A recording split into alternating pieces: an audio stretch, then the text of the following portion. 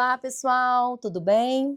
Vamos dar continuidade, né, à nossa disciplina Saúde da Mulher 1, né? E hoje nós vamos trabalhar a unidade 3, tá? Nós vamos trabalhar toda a questão de fundamentos, fundamentação aí do processo de enfermagem aí no cuidado aí, né, à saúde da mulher. Então, qual a autonomia do enfermeiro, né? Como que o enfermeiro ele vai trabalhar o processo de enfermagem, né? Nós vamos estar trabalhando aí a SAI, sistematização da assistência de enfermagem, né? Todo aquele processo, as etapas ali, para o enfermeiro estar conduzindo aí, né, na assistência aí à saúde da mulher. Lembrando que o enfermeiro, ele tem muita autonomia aí, né, na atenção primária.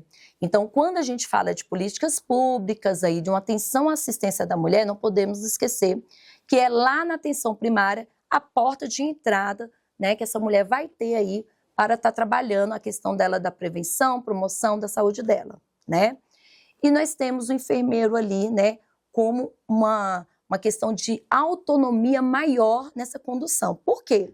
Porque o enfermeiro que está ali atuando diretamente nessa atenção primária, ele vai fazer consultas, né? Ele faz o acolhimento, consultas dessa mulher, ele vai solicitar exames laboratoriais, ele vai realizar pré-natal, tá? Ele vai acompanhar, ele vai fazer o citopatológico, que é o Papa Nicolau, né? A coleta do Papa Nicolau. Ele vai tratar muitas, né, infecções ali, né, sexualmente transmissíveis, processos inflamatórios pélvicos, né, que acomete as mulheres. Então, ele tem uma total autonomia ali de condução nesse contexto aí mesmo, né, de estar trabalhando aí, né, tanto a prevenção como também, né, o tratamento aí em saúde da mulher, tá? E é importante, né, nós sabemos que, né, o enfermeiro, em todas as áreas que ele vai atuar, ele tem que colocar em prática o processo de enfermagem, né? Então, nós precisamos relembrar como que é esse processo de enfermagem, quais são as etapas do processo de enfermagem, né? Então, vamos relembrar. Nós tivemos uma modificação, né, em 2023 para 2024, onde esse processo de enfermagem, ele sofreu algumas alterações. Então, né, o COFEN, que é o Conselho Federal aí de Enfermagem, né, juntamente com o COREN, né, ele veio trazendo as modificações no processo de enfermagem. Ou seja, as etapas interligadas ali permanecem, né, nós temos ali, né, as 5 etapas, porém, nós mudamos algumas questões de ordem, principalmente a primeira, né? Então, hoje nós temos aí, né, o processo de enfermagem, a primeira etapa do processo vai ser uma avaliação. E antigamente essa avaliação era das últimas etapas. O que seria essa avaliação no processo de enfermagem, né? É quando eu recebo aquela paciente, né, eu fazer um levantamento dela, né, uma anamnésia permanece, coletas de dados, né, aonde eu vou avaliar qual é a maior necessidade dela ali perante aquela consulta, perante aquele atendimento, tá? Então, assim, eu faço uma avaliação. Quando eu faço essa avaliação, eu vou colocar como prioridade quais são os principais problemas ali que ela está apresentando para mim poder ter, né, formatar ali um diagnóstico de enfermagem de acordo com o NANDA, né? E depois eu poder fazer o quê? Uma intervenção, aonde eu vou fazer uma intervenção, planejamento, né, desse atendimento para que venha ocorrer ali, né, uma evolução aí, tá? Então, eu vou ter, primeira etapa, avaliação, tá? Então, nós começamos com uma avaliação de todo esse processo.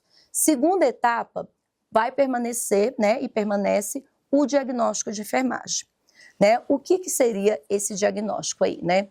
Os diagnósticos de enfermagem, né, eles foram criados de acordo com as necessidades básicas humanas, né? E quais são as necessidades básicas humanas, né? Comer, se alimentar, oxigênio, temperatura, né? Se hidratar, inclusive sexualidade, tá nas necessidades básicas humanas, né? Nós temos aí também, né, as eliminações fisiológicas, tudo isso é necessidades básicas humanas. Ou seja, o que tiver de alteração nas necessidades básicas humanas, né, eu, como enfermeiro, eu vou ter os diagnósticos de acordo com essas necessidades, tá? Não podemos confundir. Diagnóstico de enfermagem é totalmente diferente de diagnóstico médico, tá? Que fique bem claro. E aí nós vamos ter a terceira etapa. Qual seria essa terceira etapa? Depois que eu fiz uma avaliação, diagnóstico de enfermagem, agora eu vou fazer um planejamento. Ou seja, peguei aqueles problemas, levantei os problemas, fiz o diagnóstico, eu vou fazer agora um planejamento de cuidados para essa paciente, né? Quais são esse planejamento? Eu posso fazer ele, um planejamento de longo ou curto prazo. Mas qual é a diferença de um planejamento de curto prazo a longo prazo? Então, de curto prazo é um planejamento que eu vou tentar corrigir algo naquele momento. Eu preciso corrigir imediatamente, tá? Eu vou dar um exemplo. Se a paciente chega lá numa crise de hipertensão, né? Eu preciso corrigir essa hipertensão ali imediatamente, né? Eu não posso prolongar, né? Então, o que eu posso fazer de planejamento para corrigir essa hipertensão dela? Medicação no horário correto, medicação emergencial ali, né? Para diminuir essa pressão, né? Vou fazer ali, né, uma reposição ali volêmica, ali, um fluido para poder dar uma hidratada, para dar uma diminuída. Vou fazer as medicações, né? Vou orientar a questão alimentar naquele momento ali. Tem que fazer uma dieta, né, hipossódica, né? Então, tenho que trabalhar essas questões aí, tá? E aí, depois que eu faço e se fosse um planejamento a longo prazo? Agora, vamos lá, a longo prazo é aquele que eu vou ficar trabalhando nas questões com ela, principalmente educativas ali, né? Aonde ela vai ter que, mesmo recebendo alta, dando continuidade àquele planejamento que foi colocado para ela, né?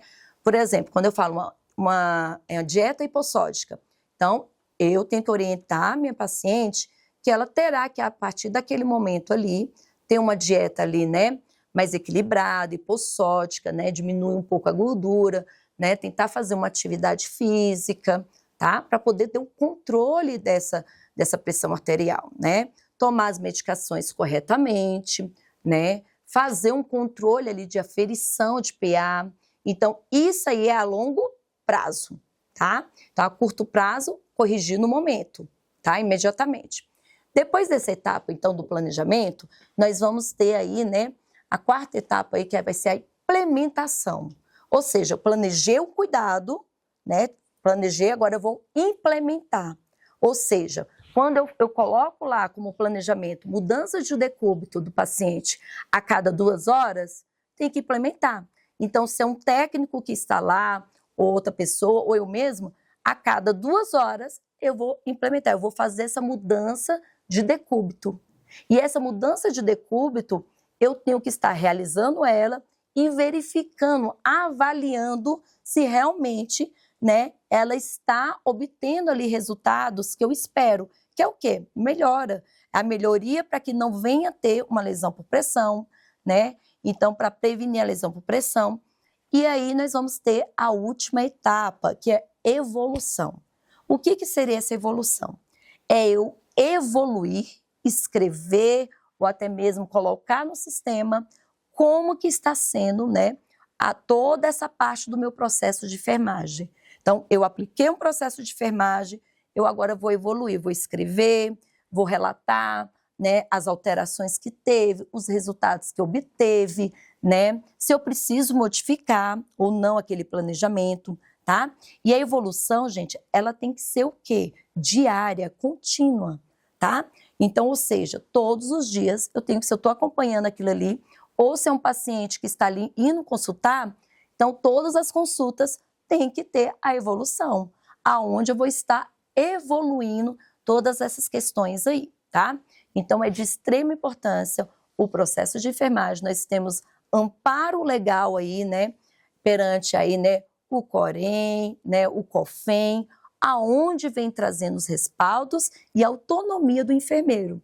Só que para isso também eu preciso, né, ter condução e preciso ter conhecimento do meu código de ética, tá? Então, todo profissional, ele precisa ter conhecimento sobre seu código de ética, aonde vem trazendo aí toda a sua autonomia e condução, tá? Espero que vocês tenham gostado. Até a próxima!